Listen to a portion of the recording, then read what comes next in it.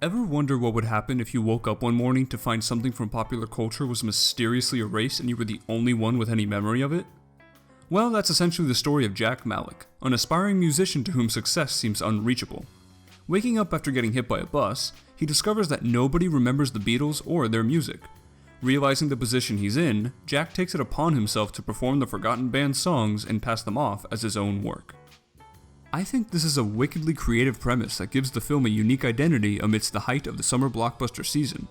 But having a neat hook isn't everything.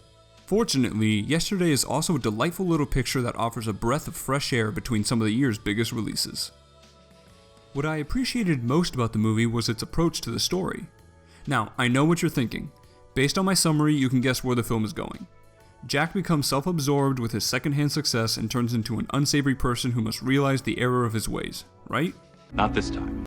Instead, no matter how popular Jack is, he remains humble and unassured of his own prosperity.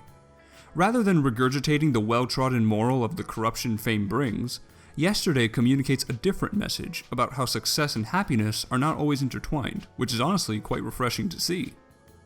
Bolstering the film's enjoyability is its terrific sense of humor. I'd actually venture to say that this movie is predominantly a comedy.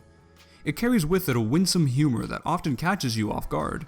There are some great running jokes too, such as figuring out what else might have been erased in this altered reality, and how everyone has trouble recalling the lyrics to Eleanor Rigby. The cast is yet another high point. Making his debut in a cinematic feature, Himesh Patel is fairly relatable as the struggling Jack Malik. He possesses an acute sense for making the everyman interesting. Patel is accompanied by Lily James, who plays Ellie, Jack's manager and love interest. James's natural charm translates wonderfully to her character, and she and Patel work well with one another. Ed Sheeran is hilariously egotistical in an extended cameo, and Kate McKinnon, though confined to an exhausted stereotype, is still a joy to watch. But Joel Fry steals just about every scene he's in as Rocky, Jack's slacker of a friend. His minute mannerisms and delivery are exceedingly funny. Yesterday also excels in its visual storytelling. The film features some inventive editing techniques that veer off the beaten path of regularity.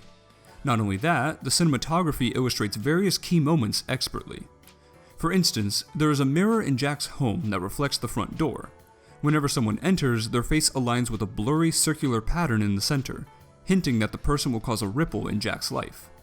And then of course there are the Dutch angles. Anytime you see the camera take a skewed or tilted position in this movie, you can expect something important is about to happen. These leaning perspectives resemble the domino effect, where one event leads to another, and then another, and so forth. However, the film does run into a few problems, the biggest one being the premise. For a movie that stresses the importance of the Beatles, it never stresses the importance of the Beatles. The world appears to be mostly the same without them, and the plot almost has nothing to do with their music.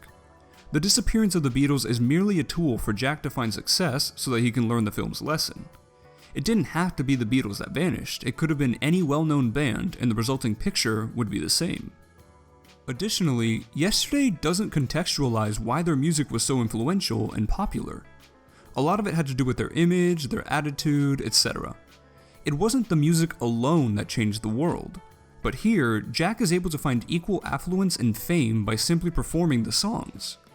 The reason is that the film is more centered on Jack's personal arc than exploring what a world without the Beatles would be like.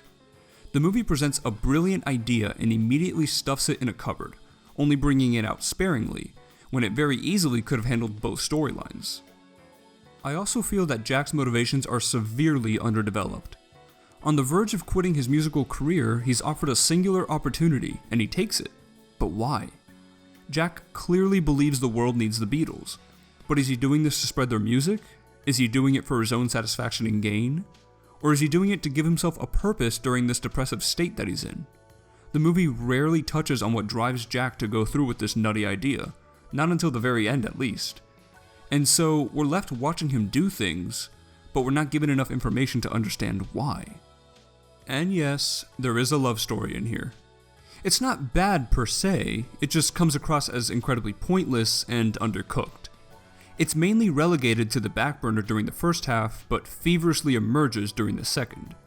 It plays out predictably and takes up a considerable amount of time that could have been used for more important concepts. The romance is certainly crucial to Jack's story, but I just think this is another example of how muddled the film is when it comes to focus. When it comes to Beatles knowledge, I'm definitely a novice. I know next to nothing about them, and I'm not even a fan of most of their music. Torches! Get your torches! Pitchforks! Can't be an angry mob without pitchforks! Cotton candy! Get your cotton candy! And yet, I had a pretty good time during this movie. It's comedic at the right moments, the premise is a great deal of fun, and the plot, though its attention is disproportionately divided, is still entertaining. Take it from this Beatles neophyte. Yesterday is a solid flick that makes for a decent lighthearted watch. I give Yesterday a B. Those are my thoughts on the film, but more importantly, what did you think? How many Beatles references did you catch? And what's your favorite song that was featured? Be sure to let me know in the comments section. And if you like this video, then please consider giving it a thumbs up and subscribing to my channel for similar content, as that would really help me out. See you in the next video.